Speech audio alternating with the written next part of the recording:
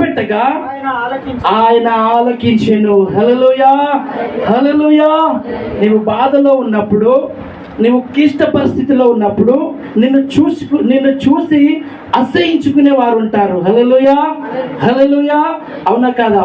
నువ్వు బాధలో ఉన్నప్పుడు, దీన స్థితిలో ఉన్నప్పుడు నిన్ను చూసి అసహించుకునే వారు ఉంటారు. నువ్వు బాధలో ఉన్నప్పుడు నీ దగ్గరికి రాకుండా తమ ముఖాన్ని తిప్పుకునేవారు ఉంటారు. హల్లెలూయా, తిప్పుకునేవారు ఉంటారు. కానీ మన దేవుడు అంట, మనం ఆరాధించే దేవుడు, మనము కీర్తించేటువంటి దేవుడు, ఆయన మాట్లాడుతూ ఉన్నాడు. నీవు బాధలో ఉన్నప్పుడు నిన్ను అసహించుకునే దేవుడు కాదంట. హల్లెలూయా. నీవు బాధలో ఉన్నప్పుడు నిన్ను అసహించుకునే దేవుడు కాదంట. నీవు క్లిష్ట పరిస్థితిలో ఉన్నప్పుడు ఆయన ముఖాన్ని త్రిప్పుకునే దేవుడు కాదంట. నీవు మొరపెట్టగా ఆయన ఆలకించే దేవుడు అంట. హల్లెలూయా, హల్లెలూయా. అట్టి దేవుని కలిగిన మనము ధన్యులము.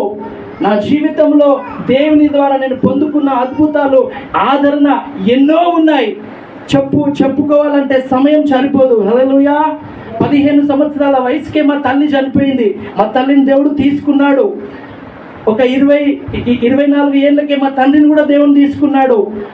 ఆ స్థితిలో ఎన్నో తల్లి లాంటి ప్రేమను ప్రభు నుండి నేను పొందుకోగలిగాను. తండ్రి నుండి ఆదరణ నేను పొందుకోగలిగాను. హల్లెలూయా. ఎన్నోసార్లు నేను క్లిష్ట పరిస్థితిలో ఉన్నప్పుడు, నేను బాధలో ఉన్నప్పుడు, నేను సమస్యలో ఉన్నప్పుడు ఆయన మాట్లాడి నన్ను ధైర్యపరిచిన విషయాలు ఎన్నో ఉన్నాయి. హల్లెలూయా. అంతేకాకుండా మన దైవజనుల ద్వారా కూడా ఎన్నో ఆదరణ మాటలు, బలపరిచే మాటలు, ఆదరించే మాటలు, లేవనెత్తే మాటలు ఎన్నోసార్లు మాట్లాడుతూ నన్ను బలపరిచి ఇంతవరకు దాకా నన్ను నడిపిస్తున్న నా దేవుడు. హల్లెలూయా. మిమ్మల్ని కూడా ఖచ్చితంగా ఆయన నడిపించే దేవుడు. ఆయన వైపు చూసి నిరీక్షణను ఏమాత్రము కోల్పోకుండా ఆయన మాటను నమ్మినట్లయితే మీ జీవితంలో కూడా దేవుడు కార్యాన్ని చేయడానికి ఆయన సిద్ధంగా ఉన్నాడు. హల్లెలూయా. దేవుడి 2 మాటలను దీవించునుగాక.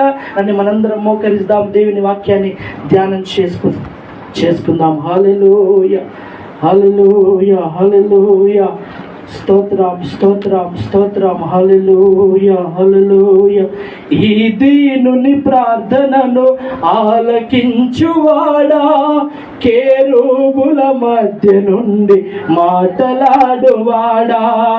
ఈ దీనుని ప్రార్థనను ఆలకించువాడా, కేరూబుల మధ్య నుండి మాటలాడువాడా. స్తోత్రము, స్తుతి స్తోత్రము చేసేదా.